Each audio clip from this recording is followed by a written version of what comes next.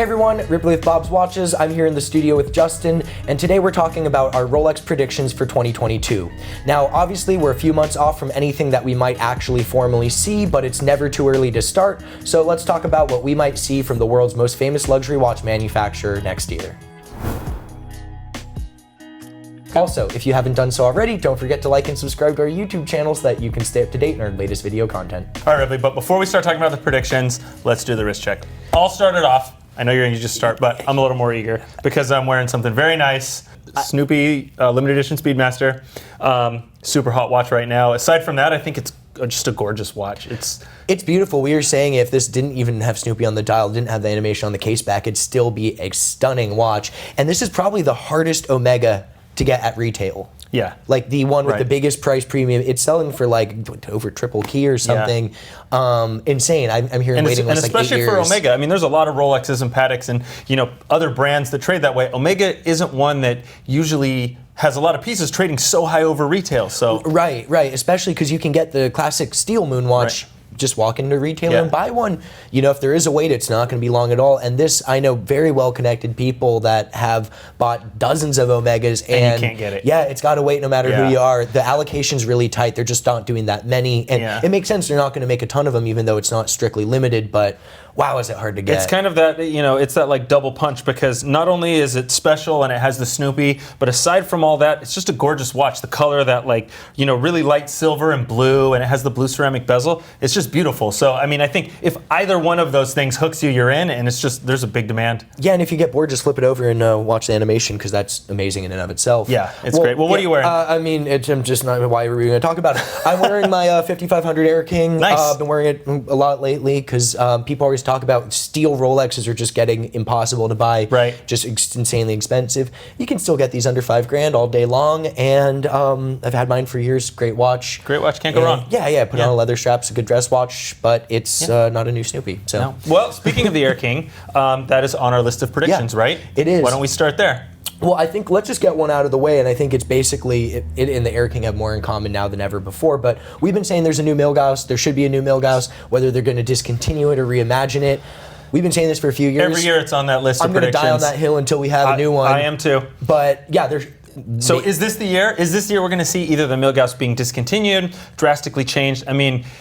For me, I don't know if this will be the year. I keep saying this will be the year, and I keep being wrong about that. So yes, this will be the year, and I'll be wrong. Sooner or later you'll get it. Yeah.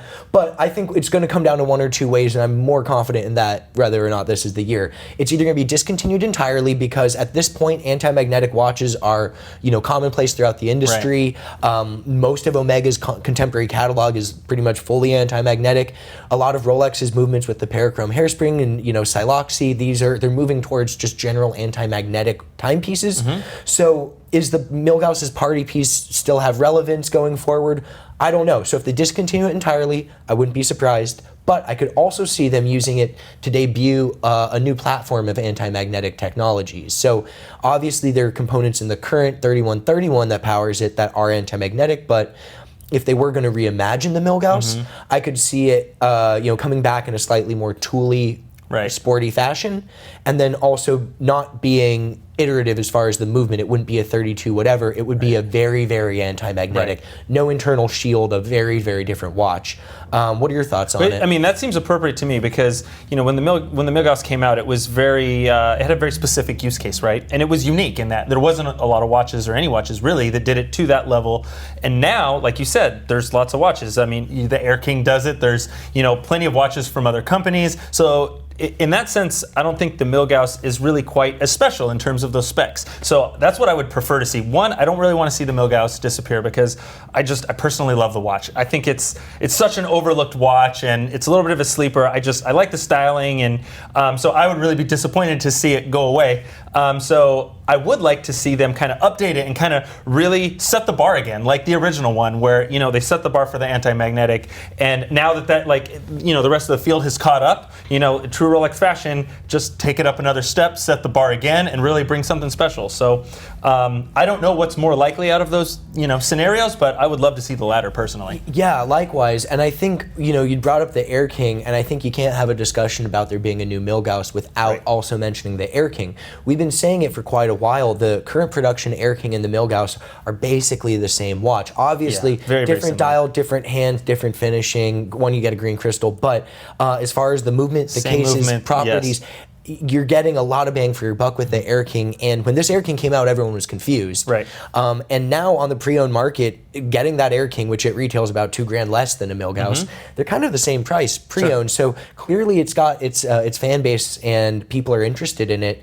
But if they do discontinue the Milgauss, will they keep this older, quote-unquote, outdated anti-magnetic tech along in the Air-King as a more affordable option? Or will they just discontinue it entirely, which some people are saying because you've got the GMT Master, which is one of the most famous pilot's watches. You have the Sky-Dweller, which is also a sky-themed, more for the luxury traveler. But how many, air or aviation or sky-themed watches do you need? There's the Air-King, the Sky-Dweller, the GMT. So it could be getting a little crowded, and I wouldn't be surprised if they just dropped it to streamline the catalog. It's a little bit of an outlier in that sense. Like you said, I think there's better Air watches from Rolex, and like you said, there's two models right there. However, I think the Air-King just has so much history, and it's so classic. I think it would be hard for them to completely get rid of it. Just because it's been part of their catalog for so long, and even though, like you said, it's not the best pilot watch, it's not even really in that category, but I think there's still a place for it. I really do. And I think Rolex, if I had to bet, I would think that they feel the same way. I mean, anything is possible, but I think that one will stay around. But like you said, maybe a change. I think that's a little more likely. Yeah, we joke it's the spare parts bin Rolex. You get the solid white gold Arabics from the old Mark I 39 Explorer 2. You get the old Milgauss parts. You go with the old crystals from the previous version of this Milgauss. So maybe they'll just keep it along until they use up all of the parts. But at the same time, the Air-King historically has been this kind of budget-friendly option within Rolex's catalog, and if they wanted to offer anti-magnetic capabilities and kind of a pilot-themed watch, but not at the retail price of a GMT, let alone a Sky-Dweller, yeah, it kind of still does have a home. So I could see it going both ways. But I will tell you that if they do discontinue it, one, I'll be sad because I love the Air-King collection. I do too. And two, I can see prices for this going up a lot. I can too. This one is, it's very reminiscent of some other past Rolexes that weren't, immediately super loved by the community and kind of have come around to like them, and then all of a sudden turned into being super hot watches. When it was a few years ago, that was the watch no one really cared about. No one wanted a Hulk when it first came out, and one of them just sold for almost $100 grand at an auction a couple weeks ago. So, and it's very similar. Where this one, I get the feeling. Personally, I really like this one. I think this one's cool. Personally, it's not for me, which is everyone. It's a love it or hate it thing. And I see a lot of people who, are not really that big a fan of this one. I mean, not that they have anything against the Air-King line in general, just this particular watch, this styling. Maybe it's the, the Frankenstein aspect about it. Whatever, I just don't think it really gets a whole lot of love. So I could see that, like you said, it kind of flips, or they discontinue it, or drastically change it, and then all of a sudden it becomes that hot watch. Also, it's kind of, it's unique. It's kind of those weird things that later on down the line get that popularity because there wasn't a lot of them. They only did it for a few years. It's it has the anti-magnetic of the Milgauss. It also has like the green Rolex and green secondhand, which are a little bit a little bit out of the norm. Everyone loves a green Rolex. Exactly. Yeah. So I could see that one kind of being pretty hot too, like you said. Yeah, it definitely has two things working in its favor. Even though aesthetically it's not my cup of tea, and there's things I'd change about it. Looking outside of my own tastes, you get a lot of watch for your money at retail. You're basically getting a Milgauss for almost $2 grand less, again at retail. And also, it's just so unique. Since the Air-King was created with the 5500, going all the way it was a 34 millimeter watch. It went through different designs, but it was more conservative. It didn't have any anti-magnetic capabilities or anything like this. So this is a really unique watch. Whether it's your cup of tea, unless the next one is basically a slight revision of this, it's going to be a really, really unique Air-King when you look at Rolex's total history and canon. So, whether or not it's your cup of tea, I wouldn't be surprised to see prices start creeping up if it becomes unavailable. Absolutely. And then another thing I think that wouldn't be surprised to see, and I'm surprised we don't have it, is a two-tone Daytona Never Rose Gold. Yes. I agree on that. For me, the whole Daytona line is in this conversation. I mean, they have been hot lately. They've been hot for quite a while, but they just seem to be getting hotter. There's no signs of slowing down. We have, and we see them in here. We get them, and we sell them, and the prices go up, and then we buy them for more, and the prices go up, and it just keeps on doing that. And some of the solid gold ones that were really, not as desirable as the steel ones before are trading like 2 times retail. Yeah, I didn't think solid gold Rolex watches would ever be trading at such a steep premium, but I mean, look at the green dial one, absolutely. And the platinum one is also trading, in the 6 figures now. Yeah, everyone loves the Daytona, yes. And it's the only Rolex sports watch where you can get it in either yellow or Everose. So in solid gold, you get all 3 flavors, and you can either get it with an Oysterflex and Cerachrome bezel or with a matching gold bezel. Right. And that applies to white gold, Everose, and yellow. You can get it in steel with a ceramic bezel, and you can get it in two-tone with yellow gold, but that notable missing option there would be two-tone with Everose, right. And I'm kind of surprised they don't already have one. Personally, the two-tone watches aren't really my favorite category, but on the ones that I do like, a lot of them are the rose gold. I think there's some really good rose gold and stainless Datejust. Just got a clean look, and I'd really like to see it on the Daytona. I think it would fit. It's a lot more modern looking. Like, I don't know if that's just because I haven't been seeing it as often, but when you look at like the new root beer GMT in two-tone, or like the same thing for the Yacht-Master, it just hits a bit more modern with two-tone and Everose. Maybe just it's warmer versus two-tone in yellow gold, which is for me, it just screams 80s. Right. And obviously, we've been seeing it for years prior and after, and it's just kind of a hallmark offering within the industry. But for someone who doesn't like it because it just seems kind of old, or they remember and they don't want their dad's watch or whatever, right. I'm just surprised we don't have a two-tone Everose Daytona, especially considering how popular it is amongst women in its solid Everose configuration. Right. A solid Everose gold Daytona like this one is quite expensive, but making that in two-tone with Everose gold would really knock down the retail price, and it's kind of a very similar aesthetic. It is, and it's something that's easily attainable for Rolex to do. We talk about the Air-King or the Milgauss, and we talk about possibly like an entire redesign, right? Like a new case, a new dial, a new everything. With this, Rolex really has all the components to put that watch together, right? They don't have to create a bunch of new things to offer that watch. Yeah, they don't at all. Like literally us sitting right here basically almost have the parts, Sure. We got Exactly. a two-tone and Everose. It's just as simple as, swap the parts to create it. So that's why I'm surprised they don't have it. Yeah. And if they were looking for a new thing to add to the collection, the Daytona already has so many options, people would hardly even bat an eye at it. Right. So it seems like an obvious one. It seems like an obvious one for me too. I'm not positive that this is the year that we will see it, but I do expect it. And like you said, I'm kind of surprised that it hasn't happened so far. So maybe this is the year that we see it. I'd like to see it. Yeah, likewise. I'd like to see it. I've seen some renders. I think it would look good. It all depends on the type of dial, but it would by far be the easiest of the ones that we've discussed so far, as far as them executing it. Absolutely. Okay, so we've talked about some redesigns, what's going to get discontinued. We talked a little bit about materials. Let's talk about a new material, titanium. Yeah, this is on the list. Yeah, I mean, so Rolex doesn't make a solid titanium watch. Obviously, we know Tudor does with the Pelagos. But we do know that there is a titanium no-date Yacht-Master 42 that British sailor and Rolex ambassador Ben Ainsley's been wearing for quite a while. And it's not speculation. He's even mentioned it, that Rolex provided him with this. Right. So clearly Rolex is doing real-world testing and research with titanium and sailing. Sure. Does that mean we're getting a titanium sailing watch? I'd love to see it, but who knows? Do I think that means we might be either getting something in titanium eventually, maybe not this year, but I feel like we should be getting something within the Yacht-Master or Yacht-Master 2 collection, either way. I agree. And I mean, it's like you said, it's not a secret. It's known. The watch isn't available, but it's out there in the world. At least the prototype. Yeah, so, the photos of it exist all over the place. Anyone can go online and find it. It's not like some passing glance and it's all right. unconfirmed. They're not trying to keep it under wraps. Yeah, he's even said in an interview, he's commented on it and said, the kind folks at Rolex provided him with this titanium prototype. So, I mean, that really leads me to believe that Rolex is trying to put out a titanium watch, or at least some iteration, either if it's the Yacht-Master, which makes sense because that's where we see the prototype, which I really like. Rolex hasn't done anything like that before. This is obviously would be a very big step, and for them to put it out there as publicly as they have is kind of saying without saying, like, one's going to be coming in the future. And I don't know if it's now or later, but I also think sooner probably than later, because it's not like I expect to see them doing tests with this titanium prototype and then, you know, we don't hear anything about it and then 6 or 7 years later it comes out. I mean, I guess it's possible, but yeah, they could just be doing R&D on the material, see how it wears. Is there going to be any application? I think one interesting thing is that it's not a Yacht 2.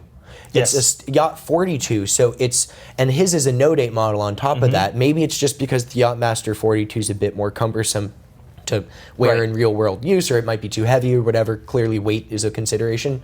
But I think it is interesting that the professional sailor, the prototype he's wearing, is of the classic Yacht-Master design. And if anything, a more pared-down version of that, rather than the Yacht-Master 42, which is one of the most purpose-built mechanical regatta timers. Yeah. It makes sense, and they also maybe doing the testing on, I mean, it's simpler, it's, you know, it's just kind of, you know, walking before you run type thing. So, I mean, if we do see a titanium case and bracelet, I fully expect it to be in the classic Yacht-Master, maybe in the Yacht-Master 2 in the future, maybe it carries over into some of the dive watches, we don't know. But the first one, I definitely expect to see that classic Yacht-Master. If Rolex does, Rolex's first full titanium, if they do a titanium Yacht-Master on like an Oysterflex and no date or something, that'll just break the internet and that'll immediately become like the hardest watch to buy. Yeah. But I think the interesting thing will be, what would the retail be on it? There's no real precedent. We see gold watches, we see two-tone, we see steel, but what would a titanium Rolex be priced at? It'd probably be more than steel, certainly. Less than two-tone, about two-tone. Certainly less than gold or platinum, but where does it fall? Right. But obviously that's big speculation, and if that does come out, that'd probably be the biggest news of 2022. Yeah. So also talking about the Yacht-Master, and a little bit on the same lines, the Oysterflex. I would really like to see the Oysterflex being offered on dive watches, maybe a GMT. I mean, I like it. I think it looks good. I also think rubber straps on dive watches are very native. Just makes sense. So I'm a little surprised we don't do that yet, and I'm expecting it sometime, and I would love to see it this year. It's going to happen. So right now, Rolex, it's kind of one of those things you don't realize until you realize it. You can only get an Oysterflex on a solid gold watch. Whether it's a Yacht-Master or Daytona, it's going to be solid gold. Which is almost counter to it. You have this really sporty, lightweight bracelet, and then you're putting it with this heavy, luxurious metal. I totally agree. But yeah, a no-date sub on an Oysterflex, Explorer, anything would be killer. Or especially in titanium. At that point, that's the lightest Rolex by far, and really, really putting it back into the tool watch side as far as performance-oriented. Performance. Yeah, absolutely. Yeah, and I think lastly, the other thing which we may see, and I think it could go either way. I wouldn't be surprised if they didn't acknowledge it at all, but the first Sky-Dweller appeared in 2012, so this 2022 would be its 10th anniversary. By Rolex standards, 10 years isn't all that long of a time. Not huge. But if they did want to acknowledge it somehow... Not insignificant either. Yeah, I could see a new dial or something. I think the Sky-Dweller, they've been doing a lot as far as new materials, different bracelet options, but when it comes to the dial, over the years it's become more streamlined. You only get classic indexes, the color match GMT disc. It kind of lost some of that weird funkiness that existed. It's been distilled down a little bit. Yeah, so maybe for the 10th we might see kind of an atypical one come out, a different style of dial, just as kind of a nod to, hey, it's a milestone year, but I don't think it'll be a big redesign or anything. I would like to see that, and that seems appropriate. Like you said, I don't think it needs a big redesign. It's been 10 years, which, like you said, isn't a crazy long time by Rolex standards. And the Sky-Dweller is a pretty advanced watch. It's not like it's due for a whole redesign. Yeah, and they've been adding stuff. We got Oysterflex. Now you can have it with the Jubilee for the two-tone and rollster model. So it's like, they don't need to do anything. They don't. No, but I also think that it would be nice, and I think it's an opportunity for them to,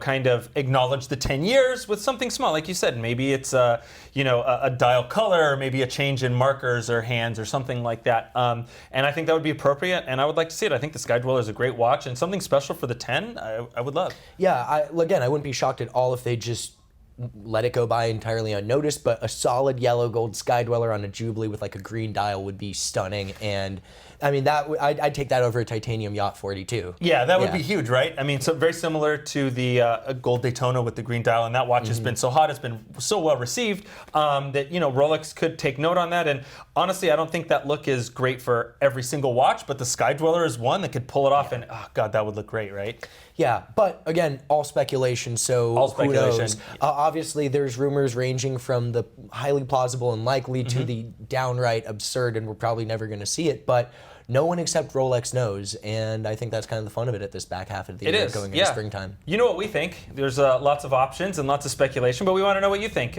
Leave us a comment down below. What do you think's coming in 2022? What's going to get discontinued? What's going to change? What would you like to see that's kind of that crazy? Those are always the fun ones for me. It's like, what's the crazy thing that's very, very, very unlikely, but that shoot the moon kind of ratio? I'd like to see, what is it? What's that crazy one? Yeah, and really what gets discontinued is almost as big of news as what gets released. Sure. So especially when it comes to how market prices adjust thereafter. Yes. So I think all things to look forward to, but we'll probably almost certainly see something. Yeah, we will see something. That's the nice part. It's like we kind of don't know what it is, but it's like Christmas. It comes every year. You can expect we're going to see something, and we'll patiently wait, I guess. Well, that about wraps it up. Don't forget to comment, and don't forget to like and subscribe to our YouTube channel so that you can stay up to date on our latest video content.